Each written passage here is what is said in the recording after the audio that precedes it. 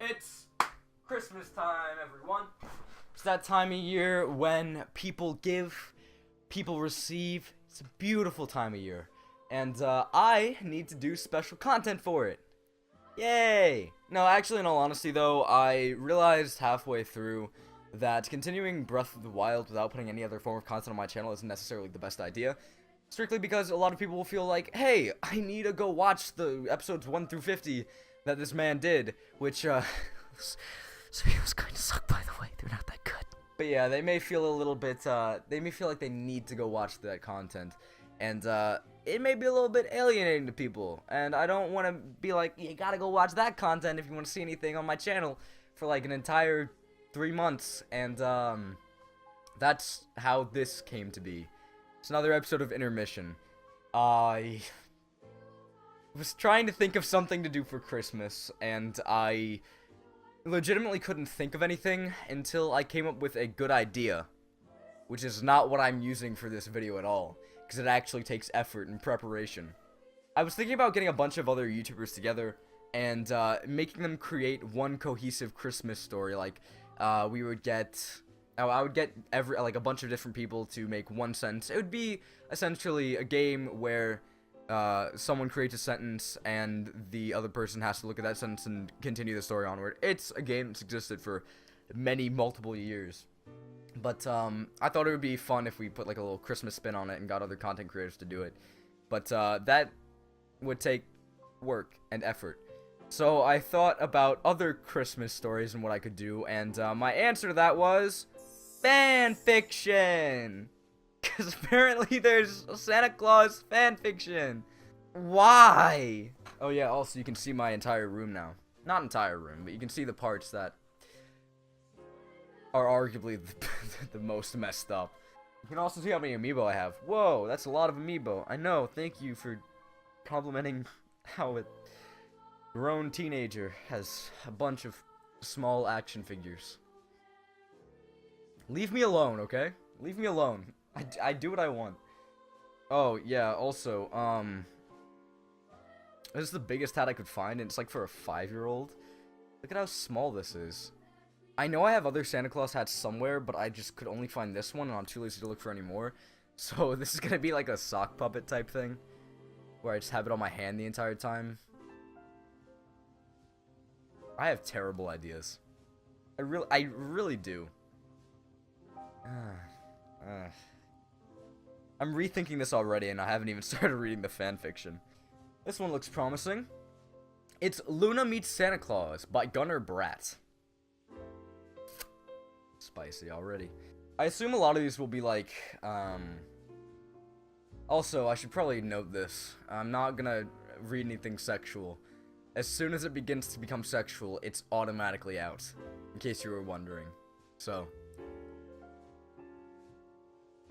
Content creator kid friendly? Kid friendly! Monetization friendly, though nothing is monetization friendly anymore. Challenger info. Nothing. Position. Seeker. Team. Applebee arrow. What? I feel like this is a little bit too in-depth for me. It's like someone's fan character and their own fan universe, and I just don't understand any of it. But I'm going into this, and Luna looked around Lonsdale with wide eyes. She loved home because everything was different here. Different and here? What? Again, I assume this is like a long-running series that I've just never heard about. It's like, her home is different?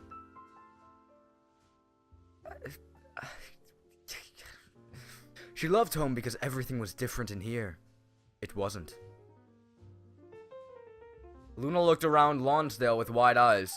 She loved home because everything was different. And here, it wasn't. She loved home because everything at home was different. First of all, what are we comparing that to? What are we comparing the difference to? Second of all, Lonsdale, it's not different? Again, it just doesn't... This one's gonna be fun. I genuinely don't understand anything that's going on right now. It was worst. It was worst, not worse. Worst.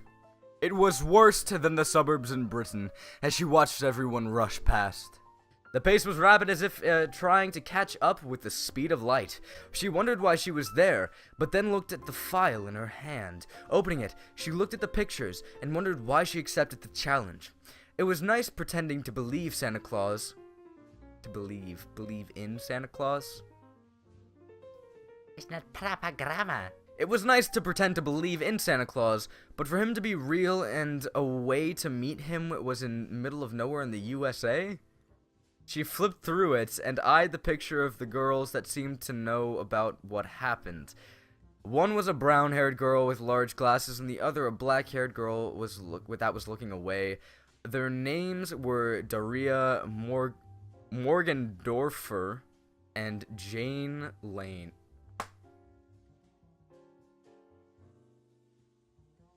Next one, we're done here. We are done. Blame it on Santa Claus. Woo! Disclaimer, no one gave me the Big Bang Theory for Christmas, so I still don't own it. Like, are you talking about the TV show? You mean the one where everyone laughs consistently even when the comedy's not funny, and Sheldon just says bazinga the entire time? That one? And any spelling, grammar, typos, etc. all belong to me. You already have a typo. All should not be capitalized there. Ding ding ding, we have a winner!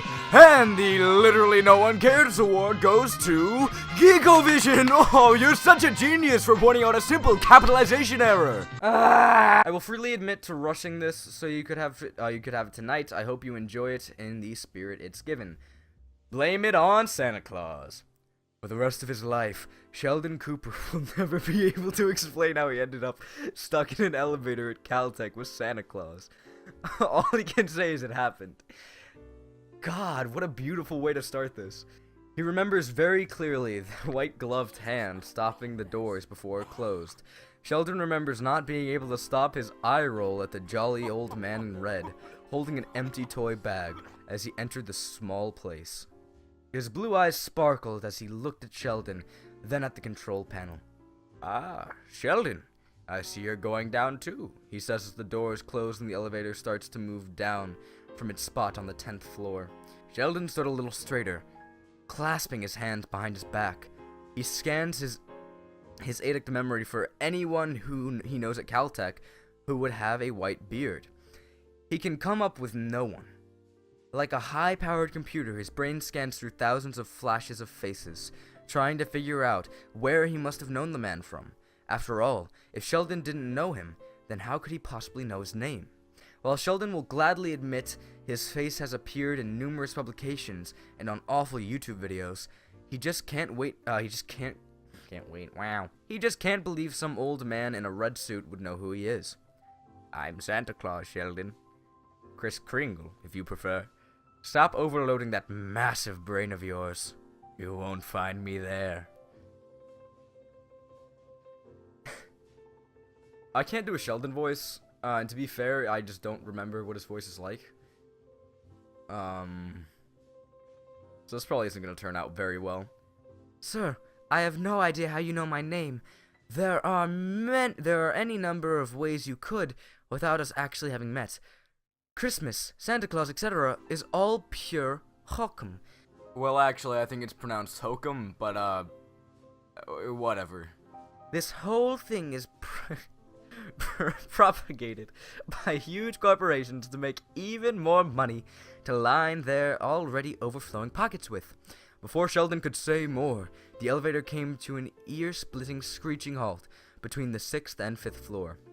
The jolly old man stayed steady on his feet, dropping the toy bag so he could catch Sheldon as he stumbled forward.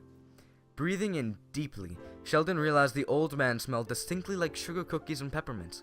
A moment later, and Sheldon discovered the man in the red suit still had a hand on each of his shoulders. The thing Sheldon couldn't figure out for the life of him was why he felt no need to pull away from this man's grip. If he would ever admit it... I can't read. If he would ever have admitted to it, he needed to use all his determination not to step more more fully into the jolly old man's embrace. Is this kind of sexual yet? I don't know if it got sexual yet. I feel like it's getting to that, like, it's getting to that point, and I'm somewhat scared, but I don't want to stop. I don't suppose you'd like to tell me what you want for Christmas? Santa Claus asked, his blue eyes twinkling at Sheldon. Puffing his chest out, Sheldon huffed, "Of course not. It's pure hokum." Santa Claus chuckled at Sheldon. "I'm not surprised. You and Albert Einstein were the only 3-year-olds I'd ever met who wanted a set of encyclopedias for Christmas." Why you bring Albert into this garbage? That's mean. That's mean. It's not garbage. That's mean. I'm sorry. I'm sorry. It's not garbage. It's It's odd. It's odd. All I'm gonna say. Santa Baby. Let's skip that one. Let's skip Santa Baby, huh? Bad Santa. These names are getting more frightening as we move on, and oh no! Oh no! Disclaimer, I don't own Santa or any Harry Potter characters. I don't want to read about Harry Potter! No! Bad Santa. Harry was with Ron and Hermione this day. They were checking out a candy store in Diagon Alley. In the store, they saw a fat old man with a long beard. "Hey, that's Dumbledore, but whoa, he got fat," said Ron, but Hermione rejected. "Ron, that's not Dumbledore. I know his face anywhere." "You're right, but who is this?" said Harry. The man walked towards them and said, "Take this, and get out of my way." He gave Harry a present. He opened it, and inside was something that made a bad smell. The assistant shouted, "Get out of my door with that smelly—" They ran out, wondering what was going on. "What was that?" said Harry. "Dunno," said Ron, but Hermione didn't answer. She looked like she'd been thinking very hard. "Boys," she said, "I think that was Santa Claus." Ha! Ha! Hermione, you silly woman. How could that be Santa Claus? Santa Claus don't exist," said Ron. "Do you really believe in him?" "I'm not sure, but you should check this out." "What?" asked Harry and Ron. She showed them a card that was attached to the gift, and there it was written, "From Evil Santa to anyone." "Weird," Ron said. "Very weird," Harry agreed. 3 days later, they went to the Diagon... This is jumping all over the place. Ugh. 3 days later, they went back to Diagon Alley. Check out some other stuff. To check out some other stuff is, I assume, what they meant. But then, suddenly... Whiss! Noise. Whiss. The sky opened. Whiss. What? What is this sentence? Hello? What does this mean? Sir Harry slowly opened his eyes, but not sure if he dared, but he... This is kind of poorly written. I mean, like... I guess fanfiction is a place where a lot of people go to write when they can't become writers themselves. Which is mean to say. This is, like, really poorly written. Like, and I understand that, like, fanfictions will have typos and things like that because, you know, no one's really reviewing them unless it's the person who actually wrote them. And I know for a fact I would not want to review my Harry Potter Santa Claus fanfiction because that would just take too long. But, like, this one legitimately has quite a few issues that should have been noticed immediately. I don't know. Maybe I'm just, like, I care about grammar a decent amount. There are a few things that I'm bad on with grammar, but it doesn't necessarily harm how much my sentences make sense. This one, and other writers seem to have the same kind of deal where they have some grammatical errors every once in a while that totally could just be, like, simple mistakes. Their sentences do actually make sense. And the story is somewhat cohesive. This just doesn't make sense. I like to be nice when it comes to these. Because a lot of people, when you create something, it does hurt a lot to say, or to hear someone say, like, this is bad. But this is poorly written. And also the concept just doesn't jive with me. Doesn't sit well with me. So that could also be a reason I already have a predisposed opinion of, like, this probably is not going to be too good. And the writing doesn't help. That's fine. I mean, they're probably following their dream of wanting to become an author. Why am I making this get so deep? God. Back to reading about Harry Potter and Bad Santa Claus. The actual reason you're here. Harry slowly opened his eyes. Not sure if he dared, but he had to. Ron and Hermione were chained up on his left and right, and the fat old man stood in front of them. Well, look who we have here. 1, 2, 3. 3 victims. Mwahahahahaha. Harry wanted to run and get his wand that was laying on the table, but he realized that his hands were chained up, just like Ron and Hermione's. He kicked the fat old man in the face. "Ah!" he shouted. "You shouldn't have done this, Scarface.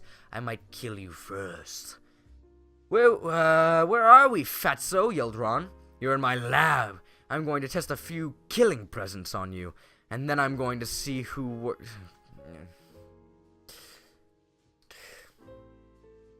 Next one. Stalker? Stalker Claus. Hello? Stalker. Okay. This is the last one, and then we're gonna be done. Hey y'all, this is my Christmas present to a lot of you who actually read anything in this fandom. I got the idea after having an awkward class discussion with my teacher Pikachu, her actual nickname. Disclaimer, I own nothing, but the idea that Santa Claus is a dirty old man. I own nothing but the idea that Santa Claus is a dirty old man. Yikes. This might get a little bit antsy real quick. Stalker Claus. It was in the clubhouse that Ren Mahashi's Christmas became a living. No cursing on this Christmas video. You know Santa Claus is a stalker, right? Tajima said nonchalantly. Normally everyone ignored the random that Tajima had to say. With the fact that Christmas was only 1 day away, and it was nothing really weird, everyone decided to actually react. What the heck is wrong with you? Hanai demanded, slapping the cleanup upside the head. Santa Claus isn't even... He paused when he saw Mihashi. I almost said Mishima. I'm thinking about Persona 5 too much. I'm gonna skip around and see what happens. Jeez, this is actually really long. Seemed to get a little bit romantic at the end. Pretty much some guy was like scared that Santa Claus was a stalker, couldn't sleep. This other dude snuck out of his house, came over to the other guy's house, and the other guy was like, will you sleep with me tonight? Yeah. It's some pretty normal BL stuff. There's more than one chapter? The next one's called the Yaoi Compact. No yaoi for me, thank you. Well, I hope you all enjoy your Christmas. I hope this got you in the Christmas spirit. And, I'm never doing this again. I'm never doing this again. I'm never doing it again.